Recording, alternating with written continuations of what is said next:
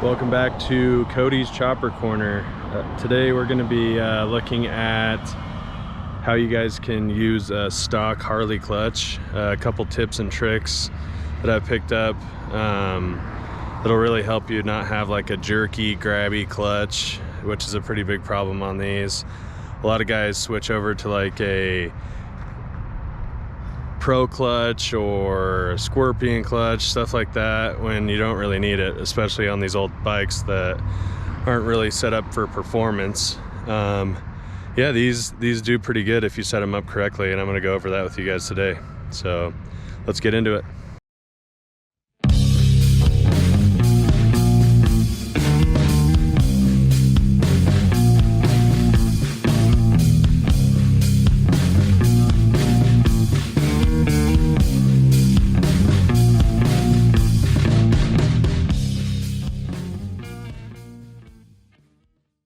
So one of the first things we're going to look at is a stock setup compared to what we're going to kind of build for my buddy Jaden over here.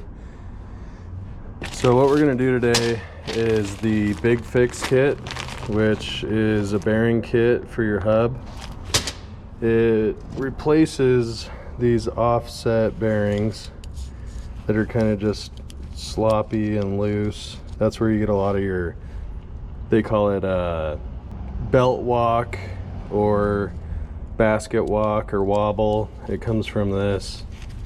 And the other thing that we're going to look at is this ramjet retainer.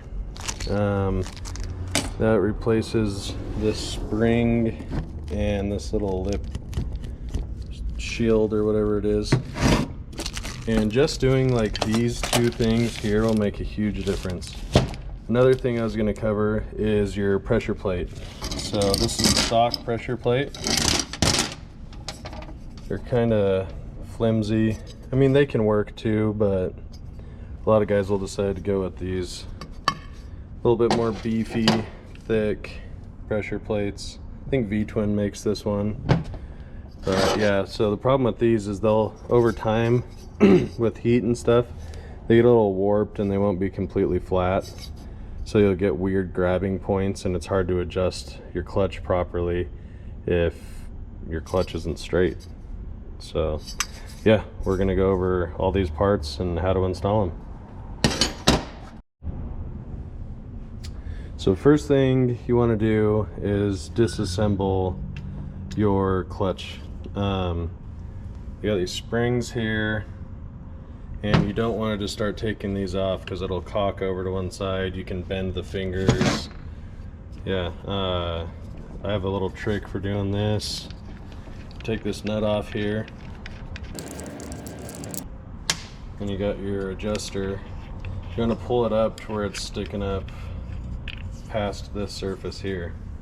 And what I like to use is these axle adjuster plates that come off of like a Sportster swing arm, and I'll stick one on here.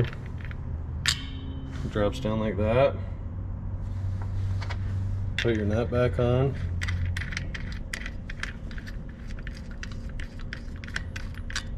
and then take your 9/16.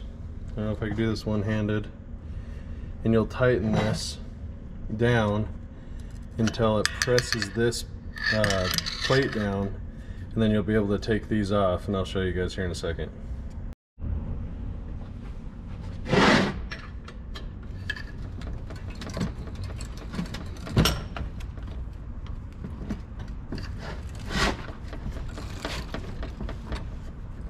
See, it'll come loose like that.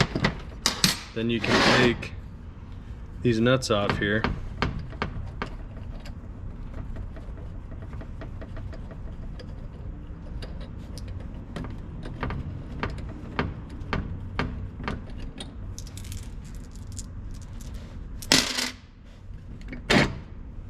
There you go.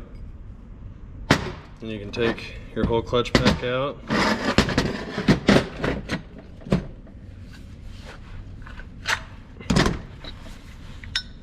Yeah, this thing's pretty roached. You can set these aside. put them in the pile. There you have it. There's your bare naked clutch hub. And what I was going to show you guys is, I went over it a little bit before, but these offset bearings, they're okay. Some guys like to run them. I've had too many problems with them walking like this, and then you'll get that wobble in your basket. So like, you'll be at a stoplight and it'll be in first gear with your clutch pulled in, and what'll happen is you'll feel your bike kind of jerking or pulling a little bit, and that's just from your clutch isn't necessarily out of adjustment or anything. It's the actual basket itself having too much room to wobble. And sometimes when you look down, you can actually see it moving.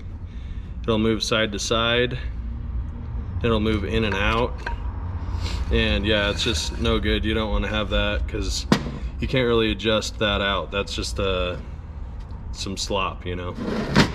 So we'll go over how to fix that. All right, another difference I wanted to run by you guys is the 3-finger clutch hub, which is on the earlier bikes. I can't remember the years off the top of my head, but then towards the later years they went to a 5-finger setup. See, 1, 2, 3, 4, 5. And a lot of guys like these because it distributes your pressure plate here a little bit better down onto your clutch pack. But with the modifications we're going to be doing today, I haven't really had any problems. It works a lot better than the stock setup on the 3-finger. And technically, this ramjet setup, this retainer, is for a 3-finger. I've used them on 5 fingers before, but there's only 3 settings, 3 depth settings, and it's set up just for 3 of those. So like I said, you can get away with running it on a 5-finger. It works better if you just run it on the 3-finger. Alright, so hopefully you guys can see this. I went through my stash and I pulled out a bunch of these. I found a good 3-finger setup. It's a little crusty looking, but what you really want to look for on these is these rings here. If these rings are deep enough to fill with your fingernails, what happens is your clutch, when it's riding up and down, after a while, just from moving about like a 1/16 of an inch or whatever it is, when you disengage your clutch, it'll wear a groove in these fingers, and when that happens, they're kind of just toast. But this one's crusty, but it feels pretty good. There's some surface rust, but I'll clean it up, and it should be a good hub. So what we're gonna do is, these 3 springs that are on here need to come off so I can get this old bearing case off. So I usually just use a screwdriver, pry these off.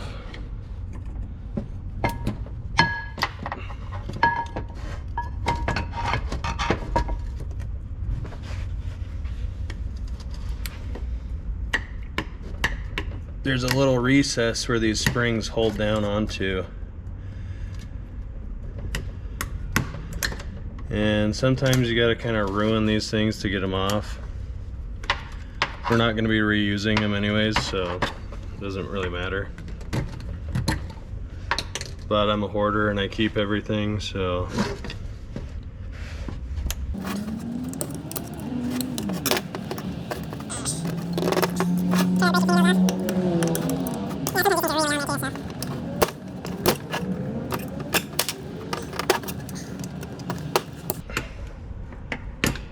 There we go.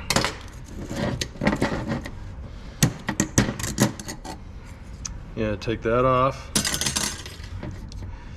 Take this cage off, and the bearings are going to go everywhere.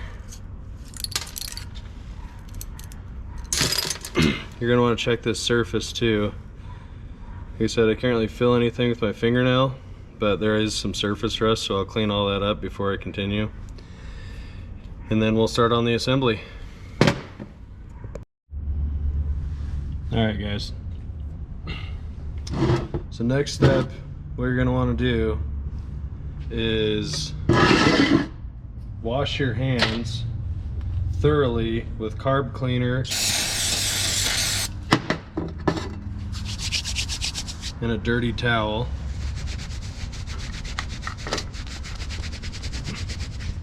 Works every time. And then you're gonna take a little bit of grease, like a little bit of grease. Like, that's probably plenty for this whole thing. Put it in your super clean hands.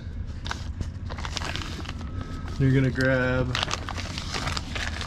some of these rollers, put them in your hands, and this is like the easiest, fastest way I've done it. Like, just kind of give them a coating, just like that, just to where they're a little bit sticky.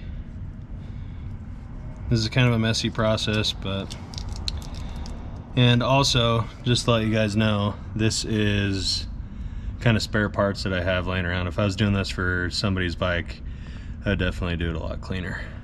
Probably not, but. All right, so you're gonna wanna do, this looks weird to you, I just have this hub sitting on here so you guys can see better. But you wanna start putting them along this ridge here. I might need a little more grease than that. Kinda want them just to stick. Like that. And you start going all the way around. A trick I like to do is I'll use the actual basket itself. I'll just show you guys. I'll take it like this, and I'll set the basket over it, and then I'll take one and stick it down there, and then directly across I'll stick it down there, and just kind of start trying to center it up. Do one there. It's kind of hard to do with one hand, but you get what I mean. Put another one down right here, and geez. Anyways, yeah, you'll just keep filling in the gaps across from each other until there's no more gaps, and then it'll be all the way around. But like I said, don't overload these with grease, because what happens if you do, you start riding the bike, things start heating up, and it'll just start spitting grease into your clutch pack and making everything slip. Then you guys will be calling me a liar and saying this is the worst your clutch has ever been. And yeah, don't do that. Anyways, I'm gonna get these put all in and I'll show you guys. All right, now that you got all the bearings in, if it looks like you're missing one, that's kind of normal. Sometimes there's a little bit of a gap in between after you get all of them put in. I've even seen some cases where it comes with like an extra roller. So as long as you can't fit another one in, you're good to go. All right, so now that everything's in, I have this propped up a little bit. You should be able to just spin this, no problem. And now we're going to install this piece here. So this piece essentially is going to replace this little shield here, the retainer. So open this up, and there's 3 little C-clips in the bottom of this you don't want to lose. So if you look at this, I don't know if it'll focus, there's an A, B, and C setting, and those are all different depth settings. So the settings go on the long studs, the actual fingers. So right, and they won't always line up perfectly. Like this one's on B, this one's on C, and this one's on B. So you just keep rotating it So now they're all on A. Then you can push this down. Yeah, so push it down.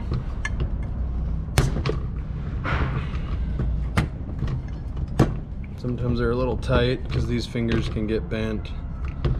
It's another thing you want to check is your finger alignment, that they're perfectly vertical and not bent in or out. Oh, all right, so you push this down all the way till it bottoms out.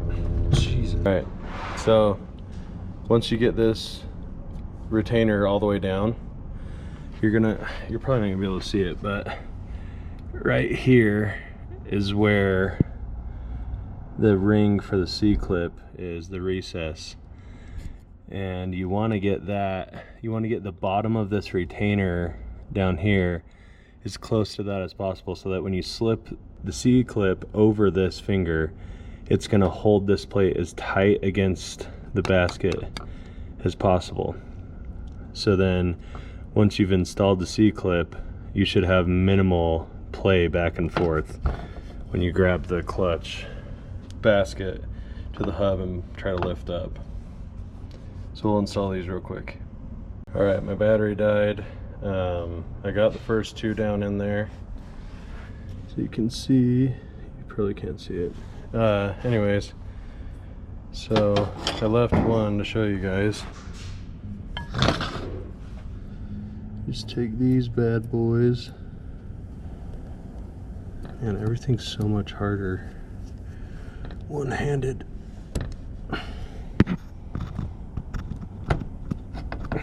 Anyways, get it down on there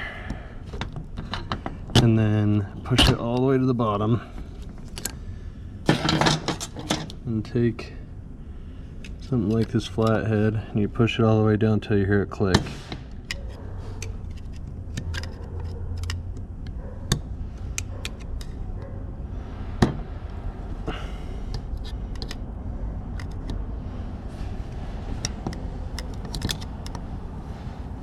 Alright, so that's in there. And then, like I said, you'll take your hands and lift up on the clutch basket and push down on this. And that'll let you feel your end play. And we have it set up perfect. Spins freely. There's no slop. And from this point, you can start assembling your clutch basket back together. We got it all put together, and now we're gonna start assembling the clutch basket. Like I said, this is all just like used stuff, just so I could show you guys how to do it. According to the Bible, friction disc first, and then steel, friction steel all the way out. And another trick I had an old timer show me one time is those don't always go on that easy. If you just take a step bit, actually like this one that's already on here, you can go and punch these up one size all the way around, and that'll make your clutch slide easier. But then on these steels, these ones are like the later style. They have this little ball with a spring on the inside, and it helps to kind of quiet your clutch down a little bit. And it also, I mean, I don't really know how much they actually work. I've run them with and without, and I can't really tell a difference, but these have it, so that's what's going into it. But when you put these on, you want to stagger these. You want to do one here, and then the next one you'll do here, because they don't all have it. There's one there, not one there, one there, not one there. Another thing a lot of people miss is this says, man, this is hard to show, but it says out on this side. So you want to have that facing the outside of the bike. So gross wet clutch disc. And then, like I said, stagger these.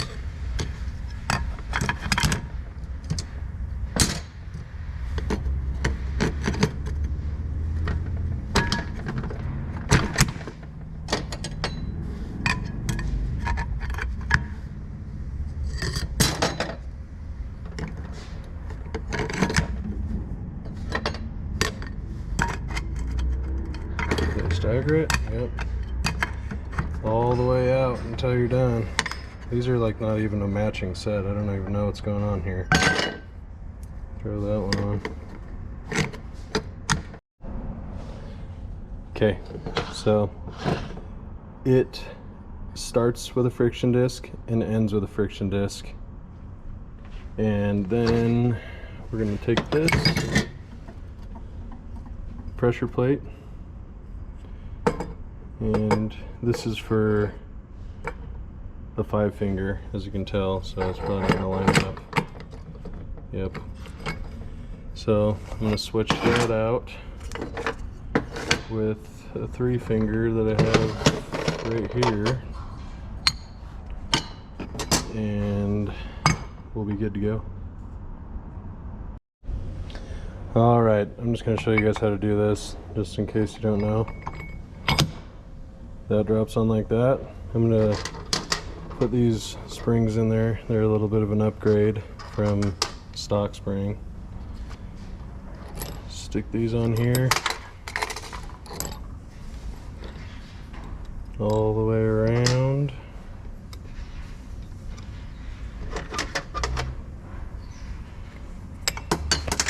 Drop them everywhere. And of course, I'm missing one.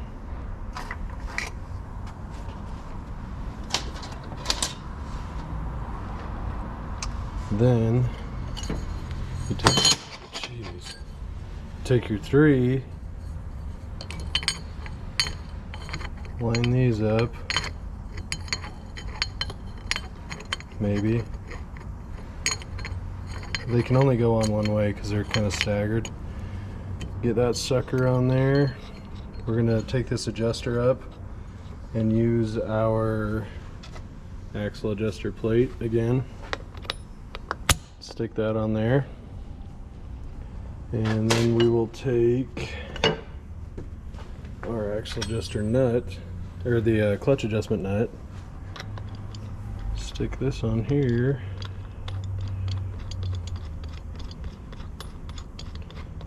probably not going to be able to do this one-handed, so I'm going to set it down. Grab our 9/16. And as I tighten this, you'll watch these springs compress and these studs will come up. Yeah.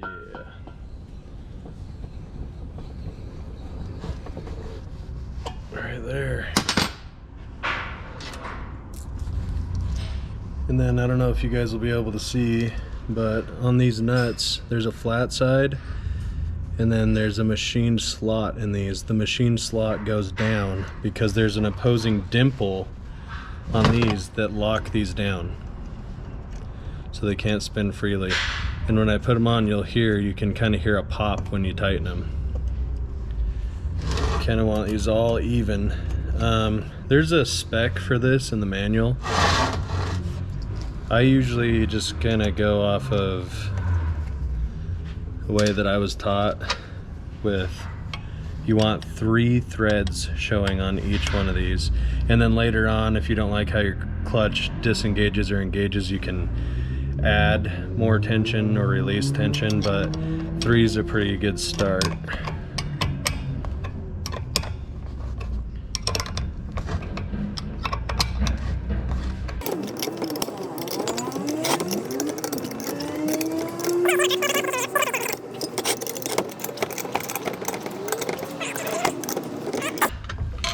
You can take this off.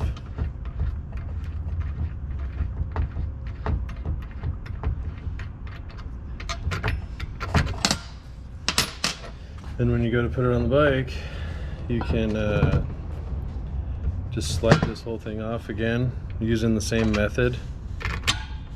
Putting this on here, undoing these. You put the hub onto the transmission, and then you can reinstall this back on.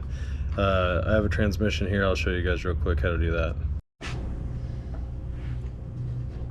All right, so here we have a ratchet top 4-speed. The bearing support's already on.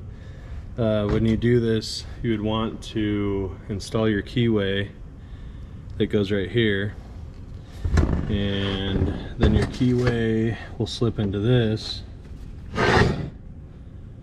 There you go. The little hole right there, or the slot, and that locks it onto the shaft. This is a tapered shaft, so when you press everything, or when you tighten everything on, it'll lock on nice. But yeah, so if this was on the bike, you'd slide it on like this, set it on just like that, and then, I don't have it, but you'd put your clutch hub nut on right in there, and then you'd take your pressure plate. See if I can get this. First try, baby. Smack her on like that, and then you'd take your nuts that I threw over here. Like I said, you'll put all 3 of these on, and then tighten them down in the order that I showed you, with about 3 threads sticking out on each side. Like that. And then once that's all on, here, and throw these on too so I can show you.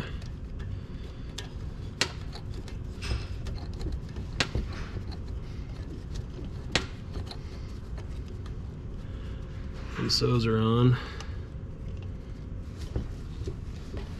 you take your 9/16 again, undo this bad boy.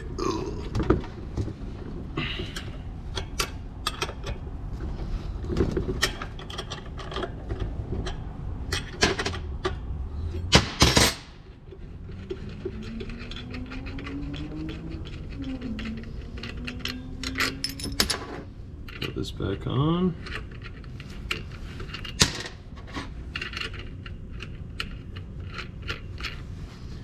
Like so.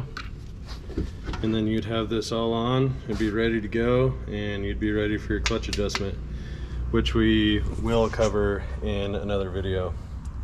But yeah, like I said, this is a big upgrade for these, especially if you're kind of a dork and you like to have more of an OEM look than, let's say, like a Pro Clutch or something we were talking about earlier. This is a good option. I've been running them on bikes for a while now, at least 10 years or so, on my bike and friends' bikes. So very good option. Like I said, probably the cheapest option, and it works great. Like, you don't have to have like the craziest performance stuff to run these old bikes, you know. My brother Shovelhead, you guys saw in the other video, he's running the same setup on his. Kind of dark over here, but 3-finger. We did that whole same thing I just did on that, and it runs great. It completely fixed his dragging problems, and yeah, he really likes it. On my bike, this leaky piece of junk, I have a Pro Clutch that slips into the stock basket, which utilizes a sealed bearing on the inside, which is really nice. I usually only grab those when they pop up cheap on like Chopper Swapper or something, so don't feel like you have to buy the craziest best clutch setup to run these old bikes, because you don't. Are they nice? Yeah. Do they work better? Probably. Can you get away with running the stock one? Definitely. So yeah, hopefully you guys like this video. I'm going to be covering a couple more things transmission wise, and hopefully it works out for you. Until next time, like and subscribe.